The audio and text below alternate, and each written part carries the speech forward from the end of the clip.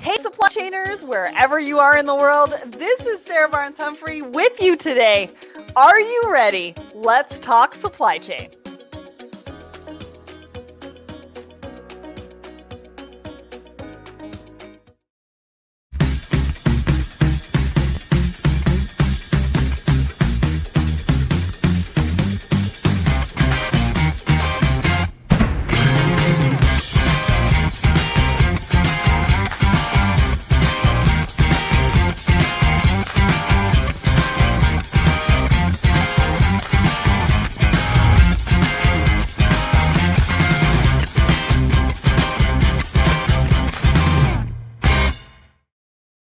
Hello, everyone. It is Tuesday morning. Welcome to Thoughts and Coffee. My name is Sarah Barnes-Humphrey. I am the founder and host of Let's Talk Supply Chain, your host for today, and also the host for the Blended podcast. And now we've got the Blended Pledge, our nonprofit as well. And I am super excited to be here with you. I am about to get ready to leave for Philadelphia. So everybody who's at Home Delivery World today, setting up, I will be there later on today, and I cannot wait to see you all tomorrow. Well, we just heard from one of our sponsors, Fastenal, and now we need to hear from our other ones. So Emerge is proud to partner with Thoughts and Coffee to elevate our combined focus on empowering and growing meaningful relationships in the freight industry. The first and only freight-specific RFP platform, Emerge is reinventing freight procurement by offering solutions that enhance the spot and contract procurement process, enabling shippers to make the most strategic decisions possible, saving invaluable time and enhancing productivity. Learn more at emergemarket.com/thoughts and coffee. Well, Audrey Ross is here with me today as my guest. But of course, before we get to that, we do need to talk about what is happening and Let's Talk Supply Chain right now. So what's new? We've got a brand new episode 285, wherever you wherever you follow the show, or you can go to letstalksupplychain.com. This episode is with Cargo Chief and HubTech. Now, I don't know if you guys know this, but they have joined forces to help their customers in a variety of different ways. And you all know that I like the saying, collaboration is the future of business. Well, this episode is the epitome of collaboration because they are coming together and doing better business for their customers. So if you haven't gone to check it out, go and check it out now. It's wherever you subscribe to the show. Again, you can find it on YouTube. It's also on letstalksupplychain.com. What else have we got going on? LogTech Live is happening this Friday, impacting importers through new technology. I wonder who he's got on the show. Well, definitely check that out. He's coming up Friday morning at 10 a.m. Eastern. And then, so I'm going to be in Philadelphia for Home Delivery World as of this afternoon. And then next week, I'm going to be in Washington for Supply Chain Insights and Laura's series, Imagine, her global summit, September 6th through 8th. And I'm super excited because we're going to have an in-person session. We're also going to have the online portion, which I'm going to be emceeing. And we've got a lot of really fun things. We've got a lot of really fun prizes. So if you have not signed up, we've just put the link in the comments right now. Definitely go and check that out. All right. Well, I think it's time to bring up our guest for the week. Hello, Miss Audrey. Hi. How are you? How are you? I'm good. Good. Happy Tuesday. I know. Can you believe it's like the long weekend this weekend? Like I was kind of like, where did August go? And then I was like, well, where did January, February, March, April, May, June, July go? Yeah. When you start to see those, like, there's 5 months left until 2023. Have you leveled up your goals? You're like, oh my gosh, that is a lot. Leveled up your goals. We're going into the 9th month of 2022. Yeah. So I don't even know where that's gone. But next week's Thoughts and Coffee is in September, which is kind of crazy. A lot. Yeah. Anyway, so introduce yourself. I mean, I don't know who doesn't know you. Yeah, right. For those who don't know you, please let everybody know who you are. For sure. So I'm Audrey Ross. I'm here in Toronto. It's set to be a rainy day here in the city. Thank God it's not as hot as yesterday. That was getting a bit much for me personally, and that's what's important. And I'm the what do? I'm the import-export manager, compliance manager at Orchard Custom Beauty. So we're a business-to-business private labeling company that specializes in cosmetics, beauty tools, and bath accessories. So yeah, that supply chain kind of keeps me a little busy. Yeah, that's about it. That's me.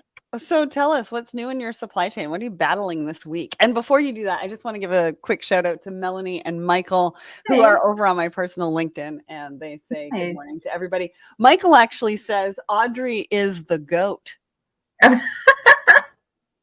Okay. I love it. I love it. So yeah, what's happening in your supply chain this week? What is happening in my supply chain this week?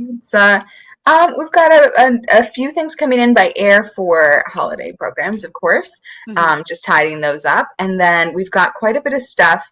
I get to message a couple of companies in Brazil this week because we're looking at doing some shipments from Brazil, which we've never done. So gotta get that ball rolling. And then I've been dealing with some stuff we've been learning about intra-Asia. So we've been doing some shipments around Vietnam, Singapore, Malaysia, and all of the documentation that is required for those countries. And it's a little bit more strict and specific than it is here in Canada. So, a bit of a learning curve. But yeah. But if anybody can do it, you can do it. And we're going to be talking about Vietnam a little bit later in this conversation as well, because Apple is making some moves. They were already making some moves, but now they're making some more moves. And we're going to tell you about that a little bit later.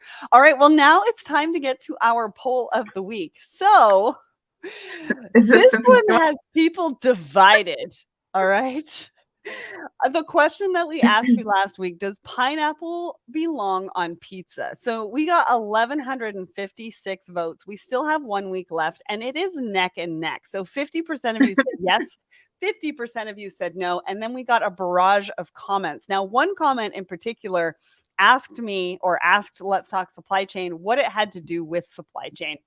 And sometimes we get that with some of these fun polls. So I just want to put it out there that, when we ask the community for your feedback on what we're posting and what you'd like to see more from us, the feedback was that we post so much about supply chain that sometimes we just want to have fun with our community. And so that's what these polls are all about. That's why we have fun. We know that you are going through so much as supply chain professionals, and we just want to bring you some, fun times, a little bit of relief sometimes. And so, yes, pineapple belonging on pizza does not have anything to do with supply chain, but it did get people talking. It did get people sharing. It did get people networking. And we did bring some fun to some people's lives. So what did you think about this, Audrey? Obviously, I'm team pineapple on pizza because it's the only answer. It's the only way to do it. I mean, that's my husband. I mean, he loves Hawaiian pizza. Hawaiian pizza, and it's Canadian invented, so I expected a few more Canadians to pop in there and kind of boost up that number. But I agree too with you. Like every once in a while, you see, like LinkedIn is like it's a community. There's lots of tips and lots of people providing free information about their business, about their community, about their sector. But it's also kind of lighthearted to jump in with some of these fun topics too. So I think I commented pretty quick as soon as I saw it, to make sure that pineapple was well represented. And I love all the comments because people are really like, absolutely yes or absolutely no. There's no 50-50. It's like you are yes or you're no. So it's a great poll. Well, and Courtney used emojis. She put the pineapple emoji plus the pizza equals the heart eye emoji, which I thought was really fun. But some people are like, absolutely yes, and some people are like, absolutely no way. Like, who is the weirdos that have pineapple on their pizza? I've tried it. I mean, it's pretty good, guys. Not gonna lie. Yeah. Anyways, we had some fun times. Now, Michael, over on my personal LinkedIn, I want to give a shout out to Ralph right now. We've also got Mohammed, but Michael says, I'm hearing product is backing up in Europe. Is this backing up deliveries in general or isolated to folks sourcing from Europe? Do you have an update on that we can share with Michael? Ooh, I mean, I'm finding that it's been really hard to get trucking in Europe and really hard to do just get your stuff delivered. It's just been really hard. We have warehouses that are, having restricted appointments and things like that. So it's just been a challenge overall. It's not, I know, back to my other trade bestie, Emiliana, later. It's not uncommon in August for Europe to have a real slowdown, a ton of people Very take their true. holidays at that time. It's very common, Mhm. just sort of regionally for there to be these extended holidays, these annual leave, I think is what they call them. So like we always kind of see a slowdown. There's lots of restrictions too. Like cities like in Italy will do restrictions where you can't drive trucks on Fridays or Friday afternoons. So that can affect obviously the conditions at the port when they're offloading and unloading as well. So I don't know. I would expect that to clear up a little bit as we get into sort of their more active season into September, October, November, when people are sort of Yeah. back in out of that summer feel. But who's to say? And they take vacation better than Like we do. vacation. I had a notice, and it's like I'm out until September 19th. I'm out until September 20th. I'm like, okay, There's it's July, but okay. email. I think they throw their phone in the ocean Yeah, and they're yeah. like serious about their August vacation, people. So There's yeah, a Michael, I there's a totally agree great. with Maybe Audrey. it's a sad meme. Maybe it's sad, but it's like, Europeans on vacation, like, well, I'll see you in like months. You can't contact me. No one will respond to this, and we're going to delete the email. And then Americans are like, I'm just having a kidney surgery, but when I'm out, I'll get right back to you. Like, don't worry. It's just a couple hours, I think. The moment that I'm out of surgery and I can get my hands on my phone and I actually feel like I can answer something, you'll hear from me. Isn't Yeah. that so true? Oh my goodness. But yeah, no, Michael, they definitely take their vacations very seriously Yeah. So over that in could Europe in be, August, and that is definitely part of the challenge. yeah. All right, let's get to our first article. Yeah. So, what are we talking about? We are talking about Vietnam. So, Yes. Apple, I don't know if you remember, but a couple of months ago, I had reported that Apple was going into India to manufacture iPhones. So, typically, Apple has done most of their manufacturing in China. But a few months ago, they went into India. And one of the reasons why they went into India is because it also gave them a new set of customers. And Mhm. so they felt that moving their manufacturing into India would also up their sales of the iPhone in India as well. Now they're actually talking about moving the manufacturing of their Apple Watch and their MacBook for the first time ever into Vietnam. Yeah. Now, they already produce iPads and iPods in Vietnam. Why this is news is because Apple Watches and MacBooks have a lot of intricacies into how they're manufactured. They have a lot of different things. I'm going to say things because I don't know what they Inputs. are. But a lot of different components. There you go. Got the word. Okay, a lot of different components that go into the watch and the MacBook. And so it takes a little bit more from a manufacturing standpoint to actually put these products together Mhm. and make these products. And so this is a big deal because they've traditionally, like I said, manufactured everything in China. What did you think when you saw this? Yeah, I think it's interesting because when people were sort of trying to pivot during the pandemic, when we've been trying to pivot business and manufacturing streams away from China, Vietnam is sort of top of the list. But there's some infrastructure Challenge. barriers, right? Like their port system is certainly not as extensive. They're not as big a country as China. Most people aren't.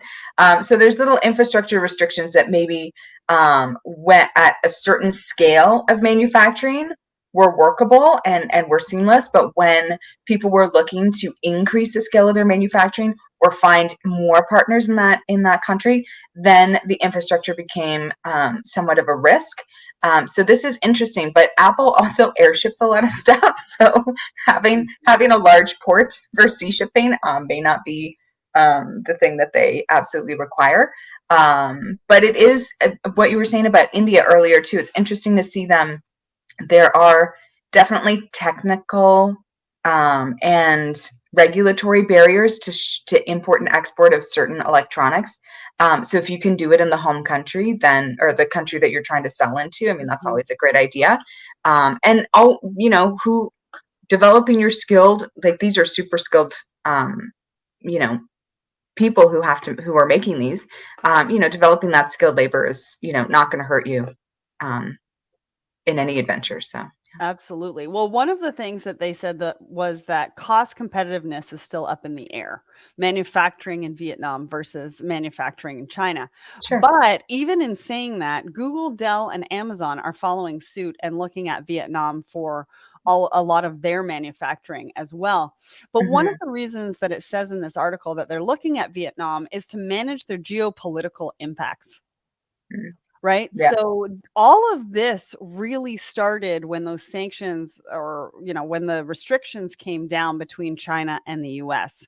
And it really forced companies like Apple to take a look at, well, if this happens again, how do we mitigate that risk and what does that mean to us? Yeah. And so the first one was India. The second one is Vietnam. Yeah. And that's really the domino effect of some of those decisions that have been made. And that was made, 2 or 3 years ago. And so we're still seeing the effects in the supply chain from those political decisions and Absolutely. companies really taking a stand and being like, well, I need to mitigate my risk. This is what I'm going to do to make sure that, we don't get caught up in that next time. I think when people talk about that though too, because when the tariffs came in, it was like, okay, that's it. We're all going to not manufacture here because there's a tariff, and that's simply not realistic.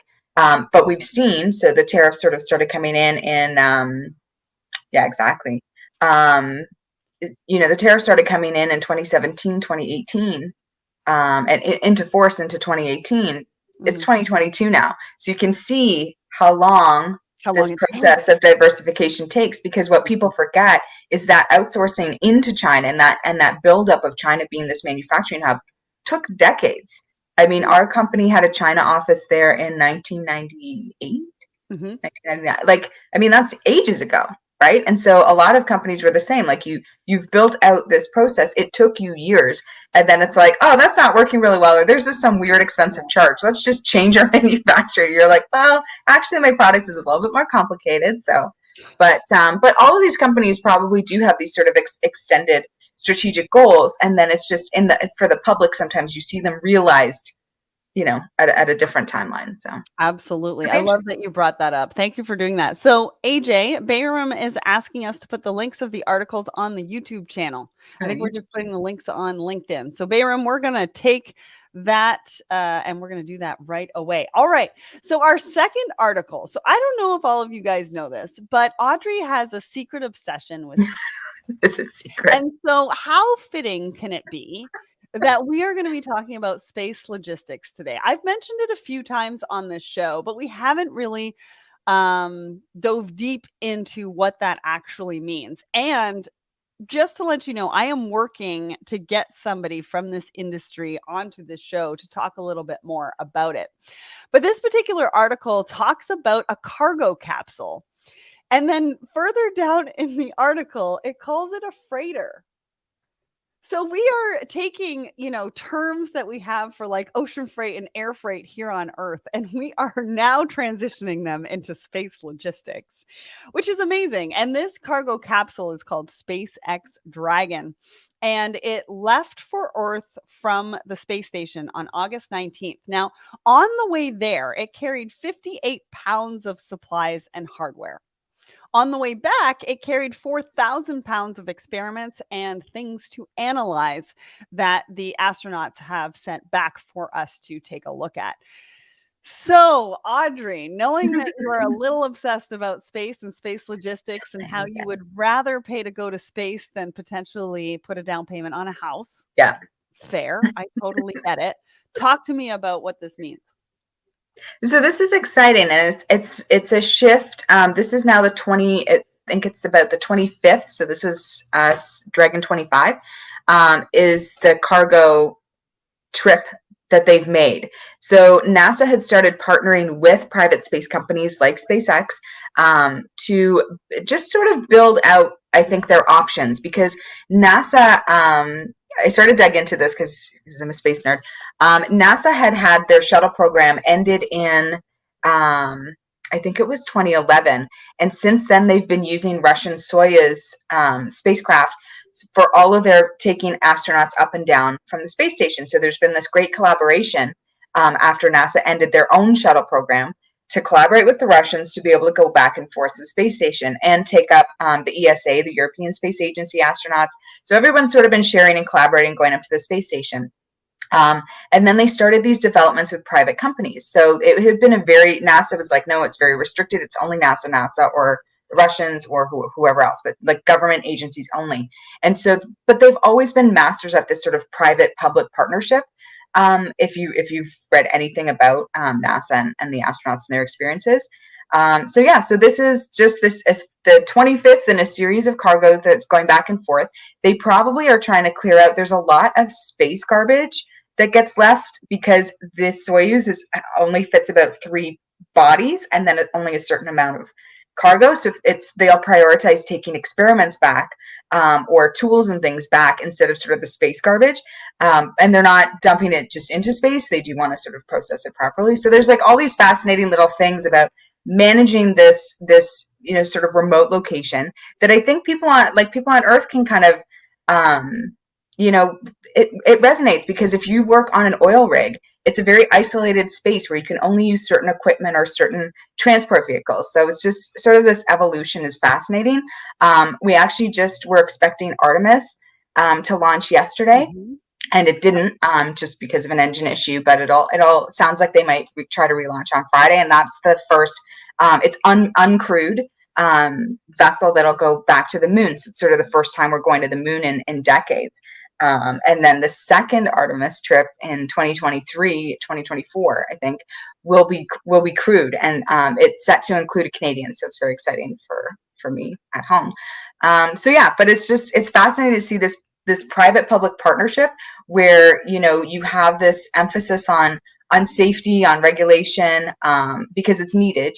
Space is dangerous, but then you also have these like super innovations from the private sector that you can sort of fold in and utilize that collaboration. So everything about it is thrilling. It's so thrilling. And I love your passion. Even Bayram was like, great background. You're a great analyst. And I think what it means, right, is that we need to start thinking about the future of logistics and the next evolution of what that means. I mean, we've been talking about drones for a long time. Yeah. Drones are finally coming, but space logistics is literally here. We're talking about the 25th contracted cargo ship. So the one that we're talking about right now, which is the SpaceX Dragon, that was the 25th cargo ship that has gone back and forth. And so we're well into this journey. It's just not talked about a lot. And it's really not something that, us as supply chains are really focused on at the moment, which I totally understand because of everything that we've gone through with the pandemic, but definitely something that we need to think about as the future. Where is our industry going? Where is logistics going? Where are we as people going? Yeah. Right? Oh, it's exciting. It's so exciting. So Joe says space drones too. Well, I don't know. We can barely get this drone thing happening here on Earth. So that might take a little while. I'm just saying. And then Davin says your passion is through. I had no idea you were so into space. See? Yeah. This is why we love talking about, different things in supply chain and really getting to know each other as a community. So I appreciate you for sharing that. All right. So our last article is about the Port Authority of New York, New Jersey. This is fun. I don't know if you guys have heard, but there's a little issue with empties. And people are getting very upset. I think a couple of weeks ago, a shipper dumped 4 empties outside of a steamship line office somewhere in the US. Can't remember. But people are getting very, very upset about this. And so the Port of New York, New Jersey have decided to charge the carriers $100 a container for empties. Now, the money that they're going to be charging the carriers is going to go back into the ports, which is great news, right? We need more storage at the ports. There's a whole bunch of things from technology, et cetera, that we need to revamp the ports to be able to help us with the ongoing challenges in supply chain. So that's really, really good. But what they don't want is carriers using the ports as storage. That's really what it comes down to, right? They feel like the carriers are using the ports for storage for these empties. So Audrey, talk to us about your challenges with empties right now. And will this actually work? Yeah, I had a little issue. We didn't really have issues with empties not noticeably in Canada. And I had I had a container picked up last week, and it was, oh, we can't return it yet. We'll keep you posted, and we'll let you know how much the storage and demurrage and fees are. And I was like, wait, what? Like, take it back. It just seems so unfair because you're like, but I'm done with it. And I collect my things promptly, as you all know. They're not sitting anywhere. So I get them, and then we turn that container really fast. And then you're like, okay, so now it goes back. So I feel like, we're very good participants in this arrangement. And then they're like, oh, well, we might charge you a bunch of fees because we can't technically return it. But it did get returned the other day, so that's fine. I think it's interesting, though, that most of the time it's the shipper that gets charged, and that's like, no problem, whatever. Nobody seems to care. And some of the demurrage charges, if you look to last year in Los Angeles, I mean, we're not talking like $100. We're talking tens of thousands. There were people who I heard when I was at TPM, it's like, oh, this person had to pay $80,000 in chassis fees. This person had to, like, it's sick. Like, and you're like a BCO. You're like, my product was $5,000 in that container. Like, it's not always Apple stuff that's in those containers. It could just be regular products. And then the other piece of it is that this article says they're going to charge them $100 per container per quarter. Oh, it did say per quarter, but I thought that they were going to accumulate all the charges and just bill them every quarter. Okay, I get charged $100. Like, shippers are like, I get charged $100 per hour, but carriers get charged $100 per quarter. Make that fair. So, and people already had a little bit of like, there's a little bit of irritation with the carriers. They're easy to kind of target as like these big companies. You're like, they never pay for anything. So to sort of read that like per quarter, you're like, of course for that. Like, that's not discouraging. It's not going to discourage you to pick up your stuff from the port. So we need to ask Supply Chain Dive to let us know who's right. You, where they're only going to charge $100 per container per quarter, or whether they're going to amass the amounts and charge the carriers per quarter. Oh, it's charging per quarter after they collected it like per day. Okay, that's fine. I'm fine with that. But I don't know, right? So Supply Chain Dive, we need you to come back and let us know. Tell us specifically what they're paying and when they're paying it, even though it's private business, but whatever.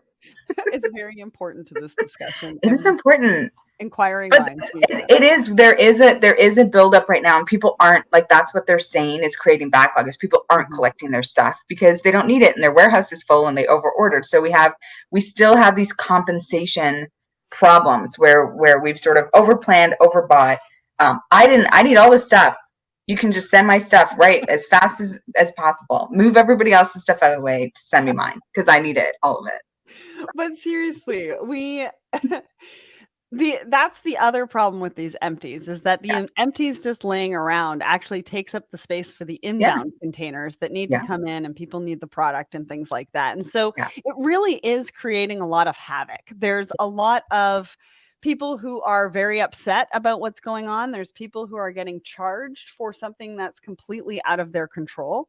Yeah. And that's causing frustration. And especially since what everybody's been through in the last couple of years, it's really not welcome.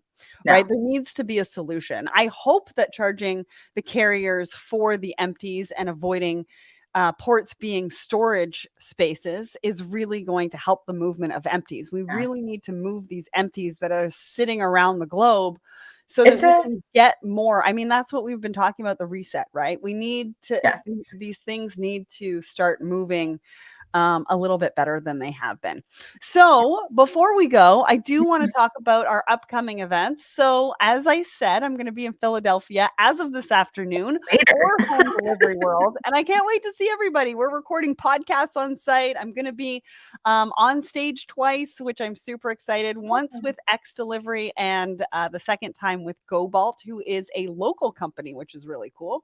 Next week is Imagine in Washington for the Global Summit. And again, we've got lots of great prizes, especially on the digital side of the event. So go and check that out.